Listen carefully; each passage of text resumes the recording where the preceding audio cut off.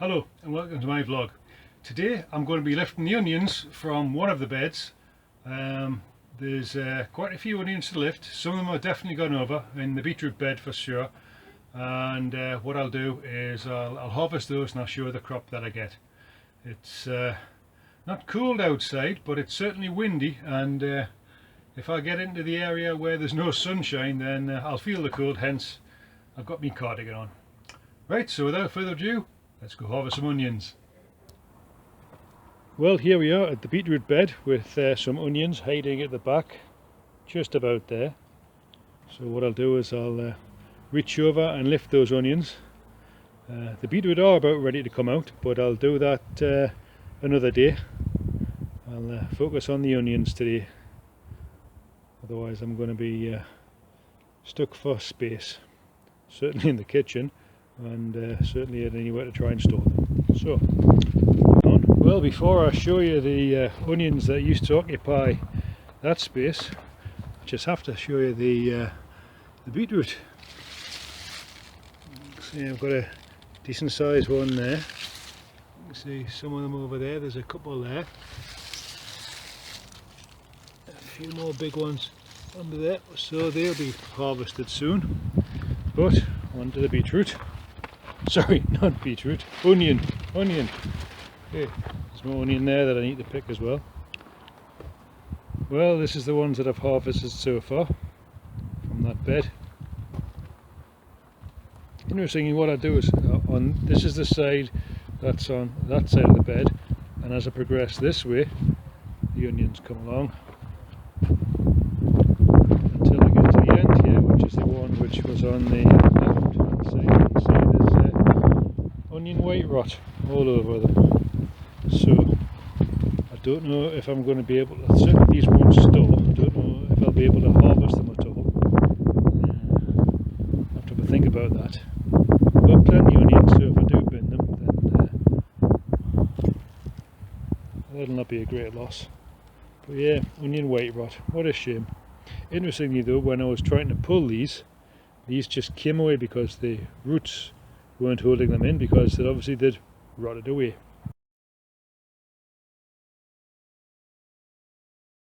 I've done some checking, and according to the RHS website, white rot is a disease of plants of the allium family, especially bulb onions, garlic and leeks. It's caused by the soil-borne fungus Stromatinia cepivora. I think I've got that right. It can persist in the soil for many years. Symptoms are, above the ground, the first symptom is yellowing and wilting of the foliage, especially in dry weather. Under wetter conditions, the plant may not wilt, but will become loose in the soil. Below ground, the pathogen rots the roots and then invades the bulb. White fluffy fungal growth appears on the base of the bulb, and later this growth becomes covered in small black seed-like structures called sclerotia. Stromatinia cepivora is an unusual fungus in that it does not produce any spores of importance to the normal life cycle. It exists in the soil as round black resting structures called sclerotia, about 0.5 millimeter or 1/32 of an inch in diameter, which remain dormant so long as alliums are not grown in the area. Sclerotia can detect certain volatile chemicals unique to alliums. When these are sensed, the sclerotia germinate, producing fungal growth which invades the roots directly. Fresh sclerotia are then formed on the rotting bulbs and recontaminate the soil. Sclerotia can remain in the soil for at least 15 years, though they will not always live this long. They can only germinate once, and the fungus will then die out if it cannot infect.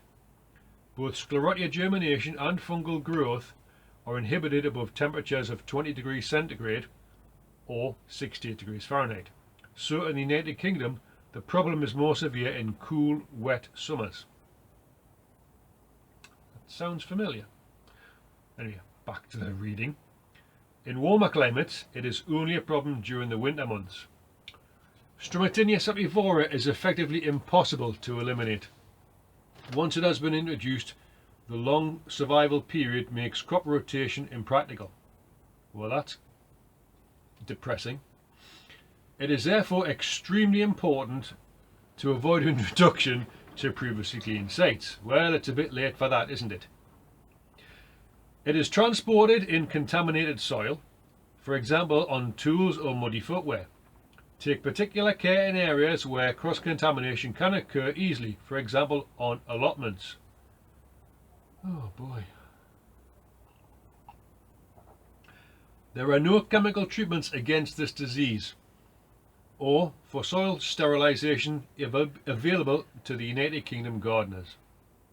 As mentioned, the sclerotia are stimulated to germinate by volatile compounds emitted by onions. Therefore, the possibility exists of using the compounds as chemical soil treatment to trick the sclerotia to germinate and then die because of a lack of suitable plants to infect.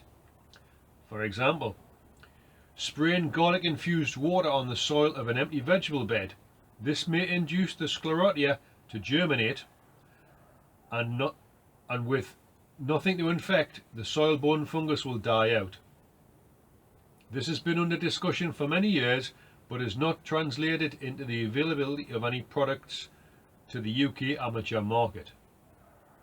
Now, I've seen some videos where people have made a garlic solution.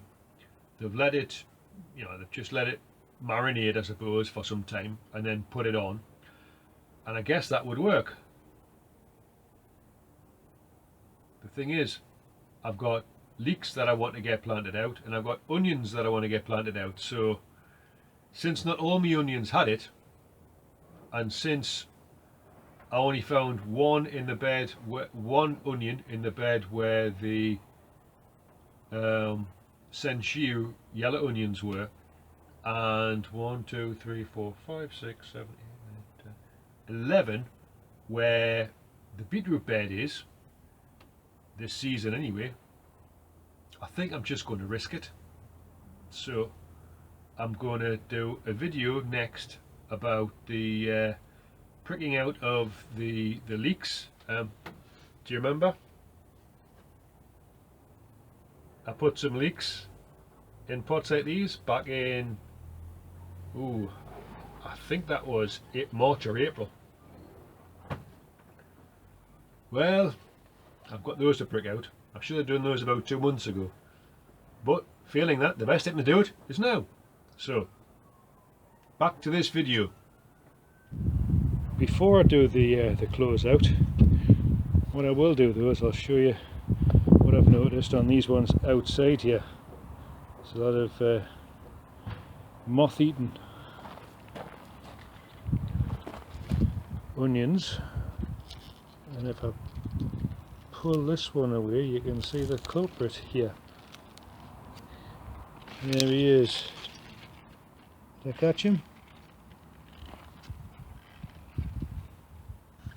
There we go. That's him there. A caterpillar.